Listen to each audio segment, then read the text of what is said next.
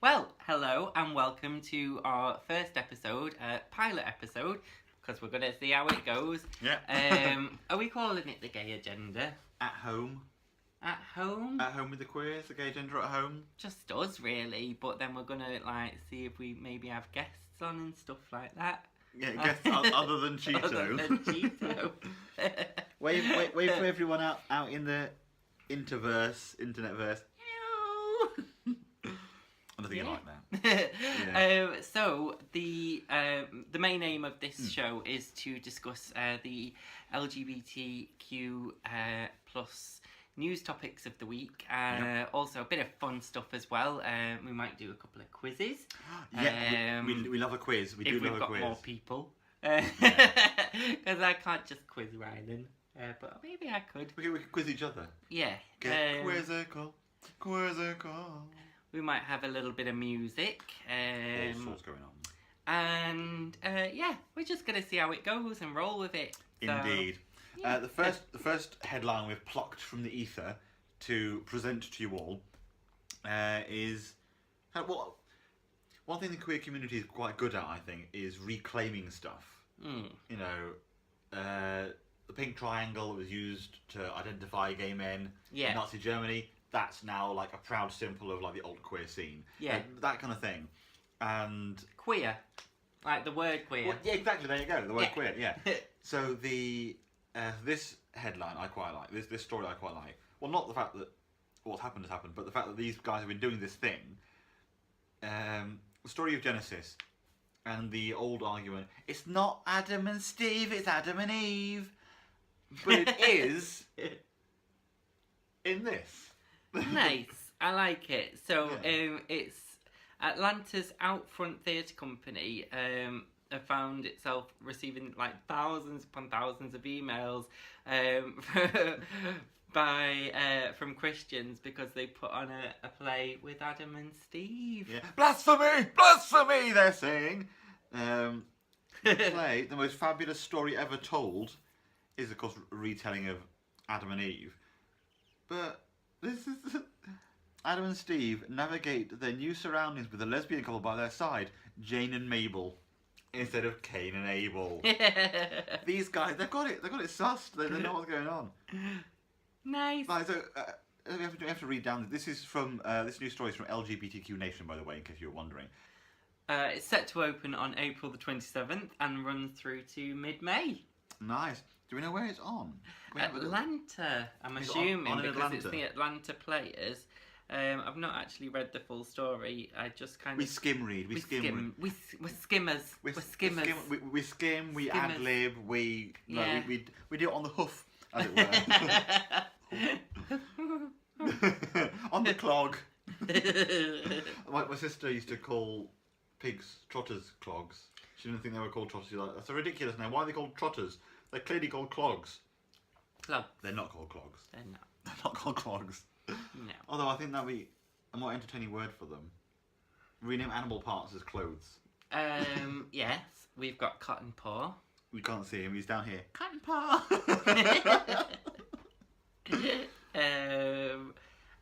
You could have a pig's tail flesh corkscrew.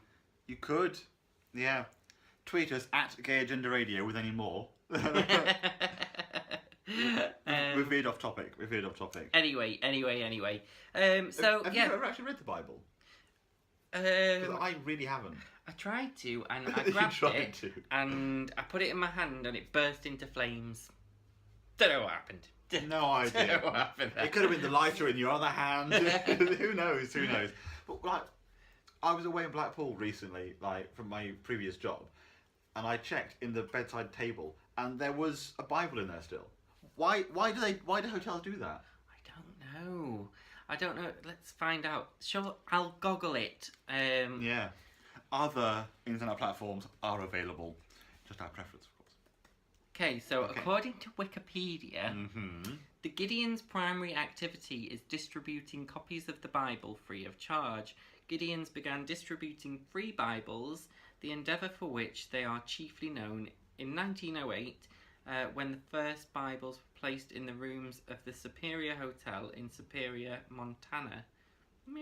It doesn't tell us why it's everywhere. No. Gideons, Gideon. I guess. Gideon's decided that free Bibles were a good thing. Yeah. You can use them as a coaster. You can use them as a doorstop. That's if you don't want to read them, of course. This is just other uses. You could if you can't sleep, you could open to a random page and read the impenetrable, tiny writing and get really tired and also possibly bored and fall asleep. I think. Oh. Well, we had like Bible readings in assembly in school. Did you? Yeah. I think we might have done, but I think I It's zoned like, out slightly. Bible story, and some of the stories are quite good. They're well written, considering Considering how old they are. how old they are. They're good, they're well paced. Yeah. There's dramatic tension. Yeah, like cover all kinds of topics: starvation, Stoning wives. burning bushes. They reckon that the story might be true. That there was like a pilgrimage through the desert, and there was a guy leading it all. Might have been called Moses. Who knows? But they think that someone did have visions, because I think Mount Sinai, where he's supposed to have seen God and got the Ten Commandments, there are loads of bushes that, if you eat them, cause hallucinations. Yeah, like I quite like the science behind some of the stories, especially like when you look at the Old Testament, there is a couple of stories where you're like, oh yeah, that could have happened, sort of thing. It's when Jesus comes, that's it. Everyone goes mad. And it all goes a bit like, it all goes a bit magic. So yeah. Anyway, so Adam and Steve, go and watch it if you. Yeah, go have a watch. Go have a watch. I'm sure it'll be brilliant. Send us some tickets for free. Yeah, let us know what it's like. Tweet us at Gay Agenda Radio. Yeah. Or at the Rylan Cavell, or at Johnny Scissorhands, is it, or something? I think so. I can't remember. We'll put it in the description. Yeah, somewhere below. In the description below, or you can do that magical thing as well. I can't remember what it's called. Magical thing. A magical thing where stuff pops up, pop on here, and you click on it, and it takes you to a thing. We're in the future, I tell you. We are in the future. Yeah. We'll give it a go. we'll give being in the future a go. Yeah. Considering we are in the future, though, it seems like we are. We are, and a serious topic now. I do feel like we've taken a step back in time this week with the awful concentration camps in Chechnya. I think it's just unbelievable.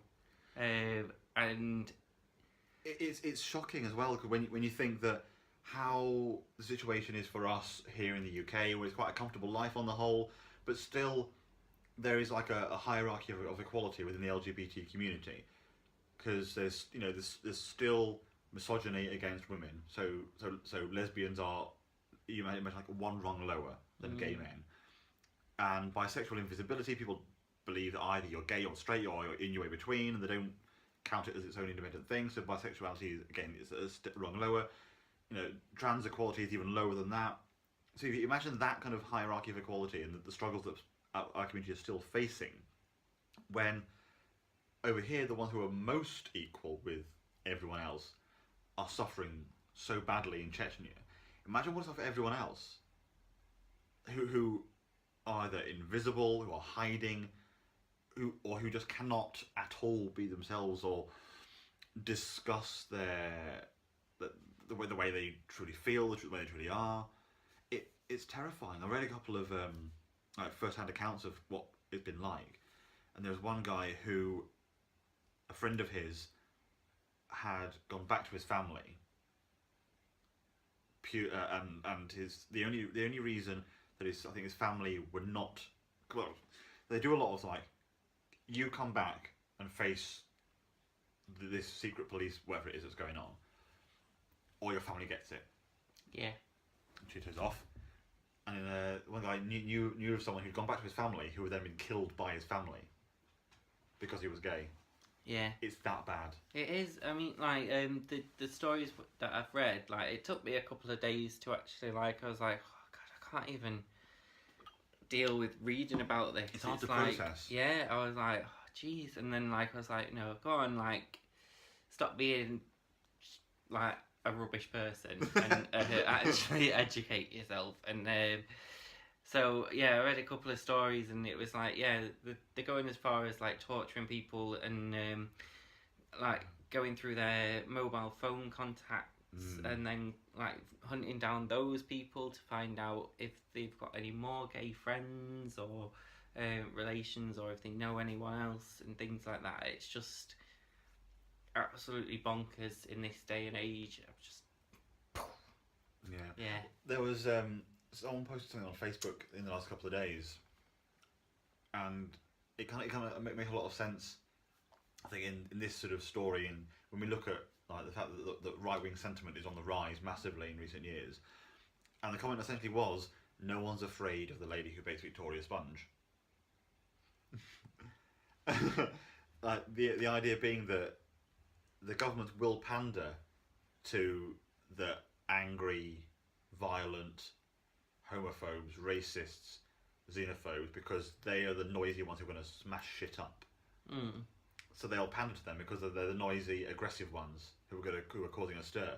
Whereas lovely Judith, who bakes Victoria Sponge, who voted for Corbyn, who has a trans friend, who wants equality for everyone, she isn't going to go smashing shops up. She isn't going to be beating people up on the street. So governments kind of ignore them. Do you know what I mean? It's that sort of. It was that idea that suddenly got me thinking of it in a whole different way. And I was like, oh my God, we're doomed. Hopefully not, though. Hopefully not doomed. Hopefully not. Hopefully not. So yeah. Tweet us your thoughts. Yeah, thoughts are with everyone in that situation. Yeah, the Russian LGBT network, as far as I know, are trying to get people out or safe, secure. There's not a great deal you can do apart from write to your MP, get them to put pressure on our own governments to intervene.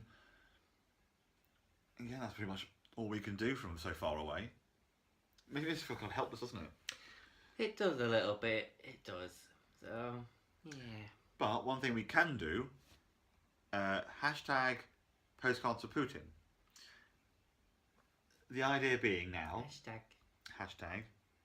The idea being that because Putin has forbidden images of himself photoshopped wearing makeup as extremist content,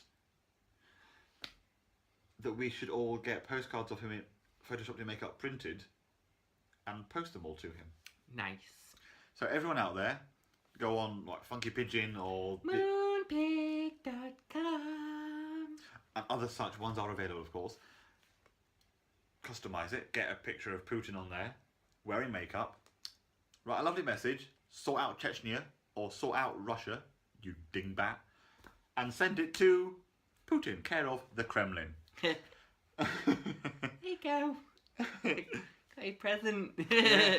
If you all do that in the next month or so, Putin's going to get so angry. And that will make me glad. Yeah. So what else has been going on? In the world. In the world? The whole world or our world? Yeah. We'll move on to our world, I think. Our world. Yeah. So this week you started a new job. At the same place where he works. Where I work. Yeah. So we now work in the same place. We get up at the same time, we get on the bus